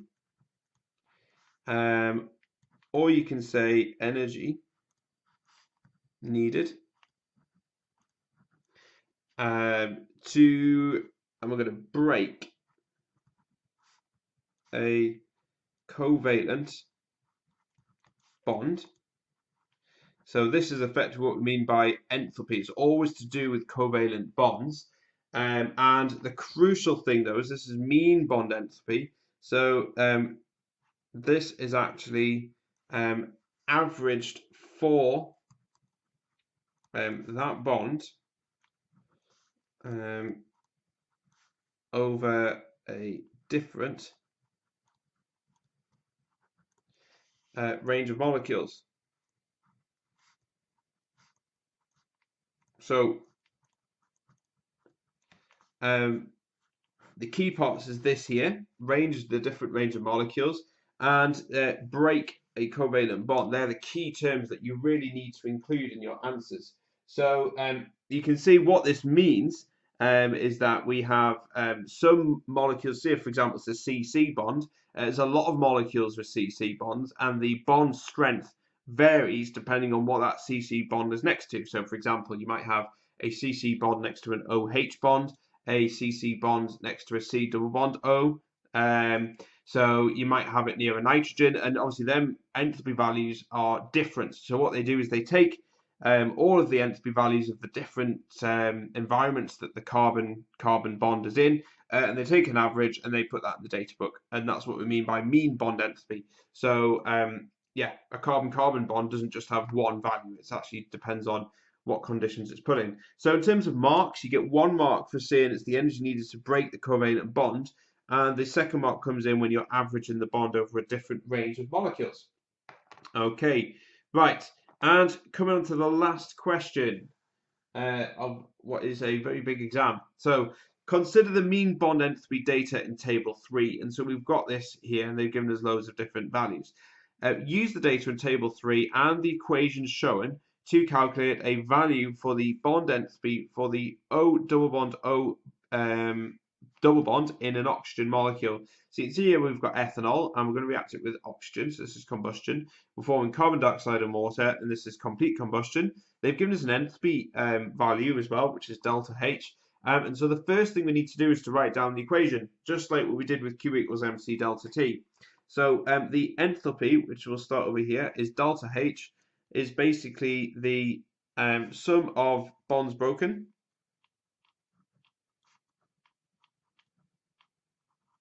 and we're going to subtract that away from sum of bonds formed. Okay, and what we have to do is we have to work out the sum of the bonds broken in total. So we're going to have a look in here. Now we've got, we'll start with the CH bond. Now we have 5 of these because we have 1, 2, 3 for these ones, and then 4, 5 there. So we're going to do 5 lots of CH bonds. So that's going to be 5 times by 412. And so if we bring over our calculator, and we're going to do 5 times by 412, and that should give us 2060. So 2060. Okay. We also have a CC bond between there. So this is 348. We also have a CO bond as well. So CO bond is 360. We also have an OH bond. And you can see the OH bond is 463. We only have one of them. And we also have obviously we have the oxygen as well. So we have the O double bond O, and we have 3 of them, but I don't know what they are. So I'm going to say 3x. I'm going to call that 3x, which is that bit there, because that's 3 times the unknown value, and that's what we have to work out. So if I add all that up, if we put this into our calculator, we've got the 260 there already, and we're going to add that to 348, add that to 360, add that to 463, and we should come out with an answer of 3231, which is good. So you've got 3231. We've also got the 3x as well, so we're just going to add the 3x onto the bottom, because whatever that value is. So that's the sum of the bonds broken. So we're going to look at the bonds formed now. We don't have as many of these. We've got a C double bond O, but carbon dioxide is like that. And we have 1, 2, but we have 2 lots of them, so that's 4. So what we've got is 4. So we'll write down the bond first. So C double bond O, and so that's 4 times by 805. And so if we bring over our calculator, so that's 4 times by 805, and that gives us 3220.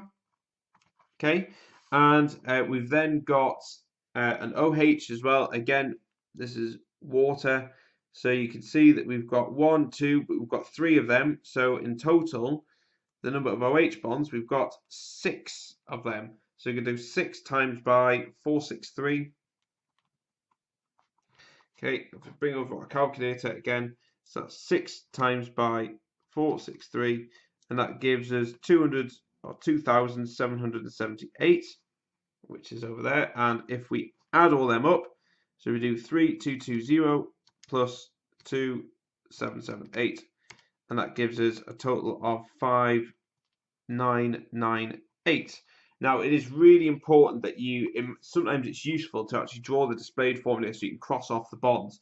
It's dead simple, the calculation. You just need to make sure that you've taken into account every single bond that's been formed here. Okay, so what we're going to do is we're going to combine all of these equations. We know that delta H, which is this bit, is minus 1279. So I'm going to put this down here. Minus 1279, which is this number here. And that's going to equal sum of bonds broken, which is 3231 plus 3x, which is this bit here. And we're going to subtract that away from this number here, which is 5998. Right, we need to work out this because we want to work out the enthalpy for the double bond O. But remember, we have 3 of them. So we're going to rearrange this equation. And so what we're going to do is we're going to move this across over to this side and this number to this side. So what we should have is minus 1279. We bring this number across, that's a positive, so bring it across, that becomes a negative. 3231. We bring this number across, that's minus 5998. So if we bring that across, that turns into a positive 5998. And that should equal 3x.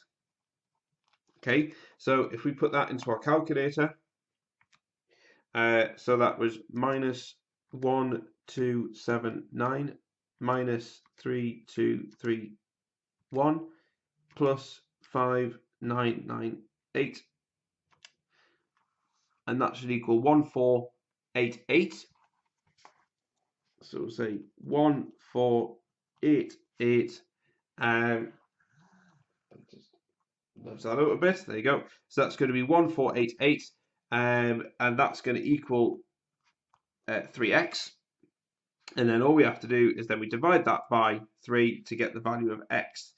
And so if we do 1488, divide that by 3, and we should get 496. And so the value of the O is 496. And that's in kilojoules per mole. There you go. There you go. Right, so there's your answer. It's worth 3 marks. I'll just bring it into the screen so you can see it. It's all worth 3 marks. So you get 1 mark for writing down this formula here.